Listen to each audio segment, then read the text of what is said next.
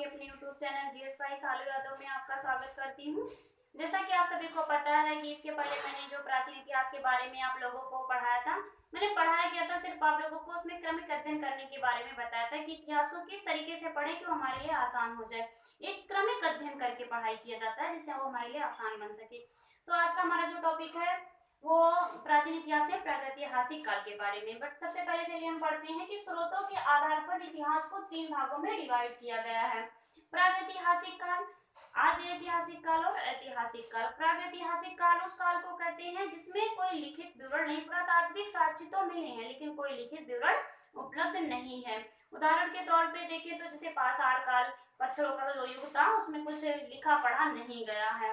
उसके बाद हमारा जो आदि ऐतिहासिक काल, इसमें पुरातात्विक साक्ष्य भी मिले हैं और लिखा भी गया है लेकिन उसे आज तक उस लिपि को पढ़ा नहीं गया है। उदाहरण के तौर पर जैसे हड़प्पा सभ्यता, ताशकंद सभ्यता आ गई। उसके बाद आ जाता हमारा ऐतिहासिक काल। ऐतिहासिक काल के अंतर्गत आता है हमारा कि उसमें पुरातात्विक साक्ष्य भी मिले हैं, पढ़ा भी गया है और लिखा भी गया है, उसे हम लोगों ने पढ़ा भी है, उसके बारे में हमें जानकारी भी है। जैसे कि उदाहरण के तौर पे देखें हम तो वैदिक सभ्यता से आगे की जो जो वेदों से हमें जो जानकारी मिली है उसे हम लोग पढ़े हैं, उसके बारे में हमें जानकारी मिली है। तो आज का जो हमारा मेन टॉपिक है वो प्रागैतिहासिक काल के बारे में है। तो चलिए हम पढ़ते हैं प्रागैतिहासिक काल। इसके जो खोजकर्ता थे, जो सबसे जो भारतीय पुरातात्विक के प्रागैतिहासिक काल के जो खोजकर्ता थे, जो सर्वप्रथम इसकी खोज की थी वो रॉबर्ट ब्रूसफुट ने की थी। 1820 में जर्जिनस थॉमसन ने इसे 3 भागों में डिवाइड कर दिया, पाषाण युग, कांस्य युग और लौह युग। पाषाण युग जो पत्थरों का काल था, कांस्य युग जो अभी मैंने बताया हड़प्पा सभ्यता के बारे में, और लौह युग जिसमें लोहे का आविष्कार हुआ उसे लौह युग के नाम से जानते हैं। फिर आ जाते हैं हम कि भारतीय पुरातत्व के जनक, भारतीय पुरातात्विक के जनक जो है उसे अलेक्जेंडर कनिंघम को माना जाता है, अलेक्जेंडर कनिंघम कहे जाते हैं। फिर आ जाता है हमारा पाषाण काल। पाषाण काल को हम 3 भागों में डिवाइड करते हैं। तो चलिए सबसे पहले हम पढ़ते हैं आधार, इसे किस आधार पर हम लोगों ने डिवाइड किया, इसके काल, चरण, लक्षण, औजार, महत्वपूर्ण स्थल। तो इसके बारे में कि हम इसे किस आधार पर पढ़ते हैं। तो सबसे पहले हमारा जो आधार है पूरा पाषाण काल, मध्य पाषाण काल और नवपाषाण काल। जो इसका काल है, जो उसका टाइम था वो था पूरा पाषाण काल का टाइम था 25 लाख बीसी से शुरुआत होती है और 10,000 बीसी तक चलती है। कुछ लोगों को बीसी और एडी में डाउट होता है। जो बीसी है वो विक्रम संवत के आगे से और जो एडी है वो बीसी है। तो मध्य पाषाण काल हमारा जो चलता है 10,000 बीसी से 4,000 बीसी तक। नवपाषाण काल जो 10,000 बीसी से 1,000 बीसी तक। कुछ लोगों को ये डाउट होगा कि दोनों एक ही समय का काल है, तो हाँ दोनों एक ही समय का काल है। 10,000 बीसी से मध्य पाषाण काल की भी शुरुआत होती है और नवपाषाण काल की, लेकिन जिसमें सबसे ज्यादा जो जानकारी हमें प्राप्त हुई वो नवपाषाण काल के अंतर्गत आ जाते हैं और जिसमें धीरे धीरे करके हमें जो जानकारी मिली वो मध्य पाषाण काल के अंतर्गत आते हैं। तो अब इसे हम चरण, इसके बारे में पढ़ते हैं चरण। इसे कितने चरणों, तो चरण इसे कितने चरणों में विभाजित किया गया। तो जो ये पूरा पाषाण काल ये हमारे सबसे ज्यादा समय तक चलने वाला काल था पूरा पाषाण काल, तो इसीलिए इसे कई चरणों में विभाजित कर दिया गया। पूर्व पूरा पाषाण काल, मध्य पूरा पाषाण काल और उच्च पूरा पाषाण काल। लेकिन इससे कोई बहुत ज्यादा क्वेश्चन नहीं होते हैं, इसलिए इसे शॉर्टकट में बताया गया है। फिर आ जाता है हमारा मध्य पाषाण काल। मध्य पाषाण काल को किसी भी चीज में डिवाइड नहीं किया गया। फिर आता है नवपाषाण काल। जैसे मैंने अभी इसको बताया कि मध्य पाषाण काल, नवपाषाण काल दोनों एक ही समय का काल था, तो हाँ जैसे मध्य पाषाण काल एवं नवपाषाण काल जो थे एक संक्रमित काल थे, इसलिए मैंने यहाँ पर लिख दिया है। फिर आते हैं हम लक्षण में कि इसके क्या क्या गुण थे, इसके लक्षण थे, क्या कार्य करते थे और कैसे करते थे। तो चलिए हम लोग पढ़ते हैं सबसे पहले आगे इसके क्या लक्षण थे। जो आदि मानव थे पाषाण काल में, जो सब मानव थे वो आदि मानव की तरह रहते थे। आखेटक रहे, शिकारी की तरह कार्य करते, आखेटक रहे, शिकारी रहे, खाद्य संग्राहक रहे, पशुपालन नहीं था।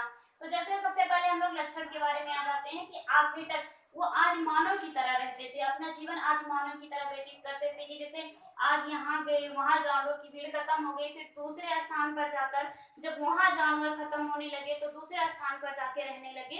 तो इस तरीके से वो अपना जीवन व्यतीत करते थे, क्योंकि उनके पास ना तो कृषि थी, न तो पशुपालन था और न रहने का कोई साक्ष्य मिला है। तो उसके बाद हम आते हैं मध्य पाषाण काल में। धीरे धीरे करके वो मध्य पाषाण में जाते हैं। वो आखेटक भी रहे, खाद्य संग्राहक भी रहे और उन्होंने धीरे धीरे पशुपालन की शुरुआत कर दी। जैसे कि कुत्ते का साक्ष्य मिला है कि वो अपने कुत्ता जो था वो मतलब पशुपालन के रूप में रखते भी थे और वो सबसे ज्यादा अपनी सुरक्षा के तौर पर रखते थे कुत्ते को। उसके बाद आ जाता है नवपाषाण काल। नवपाषाण काल में उन्होंने अपना अत्यधिक विकास कर लिया। वो हम मानव की तरह रहने लगे, जैसे कृषि पशुपालन की शुरुआत कर दी, एक अस्थायी समाज का निवास करने लगे, जैसे एक ही समाज कई लोग मिलकर एकत्रित होकर रहने लगे। घर बनाना स्टार्ट कर दिया। वो अपने खाने के लिए मतलब चावल गेहूं कृषि का कार्य करने लगे।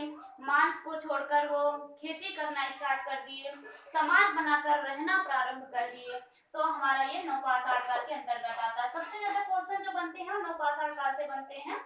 अक्सर पूछा जाता है कि कृषि पशुपालन की शुरुआत कब हुई, तो नवपाषाण काल में। एक अस्थायी समाज की शुरुआत कब हुई, तो नवपाषाण काल में। उन्होंने कृषि करना कब आरंभ कर दिया, वो मतलब पशुपालन करना कब स्टार्ट कर दिया, तो नवपाषाण काल के अंतर्गत आता है। उसके बाद हम आ जाते हैं औजार, कि उनके क्या औजार थे।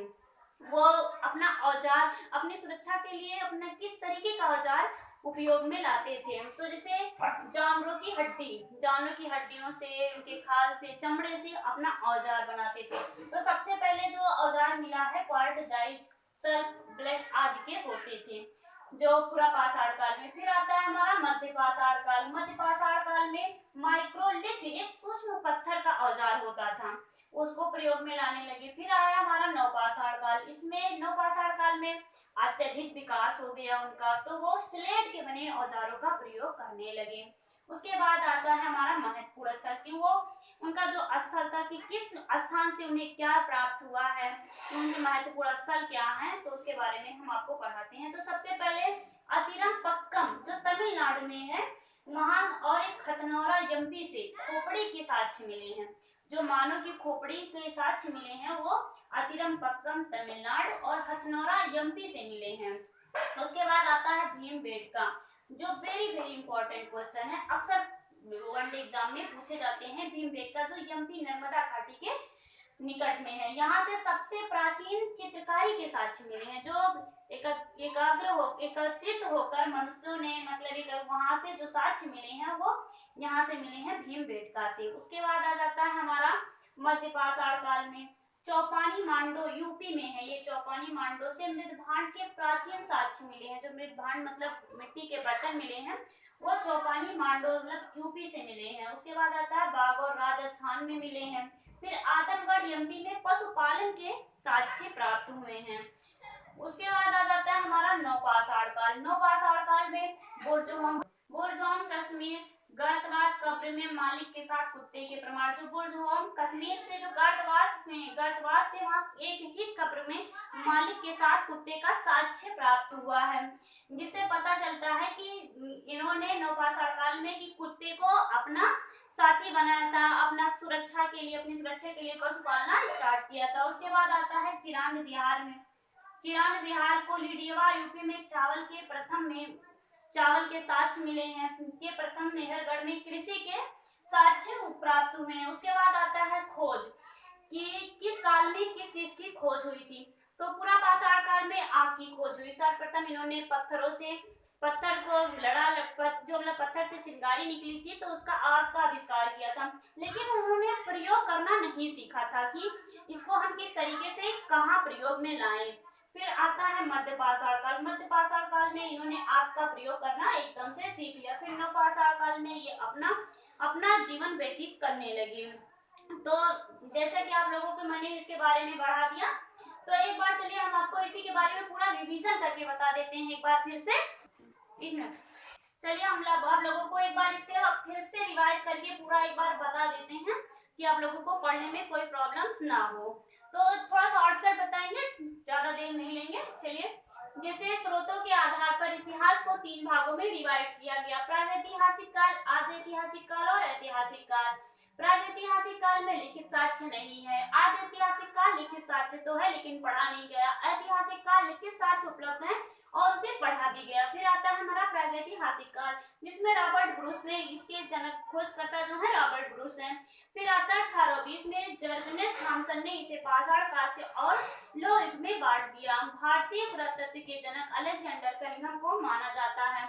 फिर आता है हमारा पाषाण काल को 3 भागों में विभाजित किया गया। आप लोग को थोड़ा यही प्रॉब्लम हो जाती है कि बार बार 3 भागों में डिवाइड किया गया, लेकिन बस यहीं तक थोड़ी प्रॉब्लम होगी, उसके बाद कोई प्रॉब्लम नहीं होगी। आप लोग ध्यान देकर पढ़े तो कोई दिक्कत नहीं होगी। तो देखिए चलिए, इसके बाद आधार आता है कि पूरा पाषाण काल, मध्य पाषाण काल, नव पाषाण काल। पूरा पाषाण का जो काल था, जो समय है, वो 25 लाख बीसी से शुरुआत होती है, 10,000 बीसी तक चलती है, इसमें तो कोई डाउट नहीं है। फिर आता है मध्य पाषाण काल, 10,000 बीसी से 4,000 बीसी तक चलती है। फिर नव पाषाण काल, दोनों एक ही समय के काल हैं।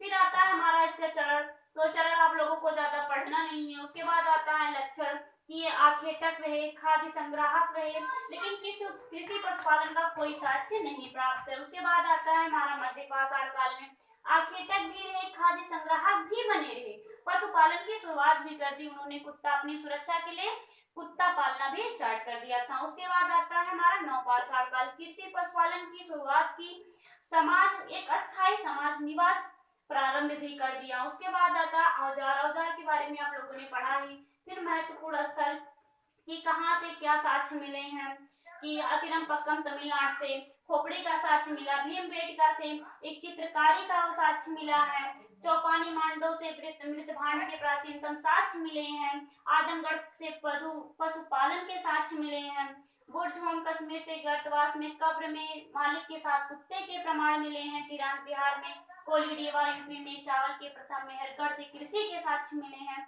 तो इसी के साथ हम अपना वीडियो फिनिश करते हैं। फिर मिलेंगे अगले वीडियो में, हम ताम्र पाषाण काल के बारे को लेकर आपसे बात करेंगे। और इसका जो है आप लोग स्क्रीनशॉट ले लीजिए और अच्छे से पढ़िए, जिससे हमें भी पता चले कि आप लोग इतिहास को पढ़ना चाहते हैं या नहीं। पढ़ना तो हर कोई चाहता है, लेकिन उसे बोरिंग समझते हैं, बट ये बोरिंग सब्जेक्ट नहीं है। आप लोग इसे पढ़िए। मेरा वीडियो लाइक, शेयर और सब्सक्राइब कीजिए। चलते हैं, बाय बाय, टेक केयर।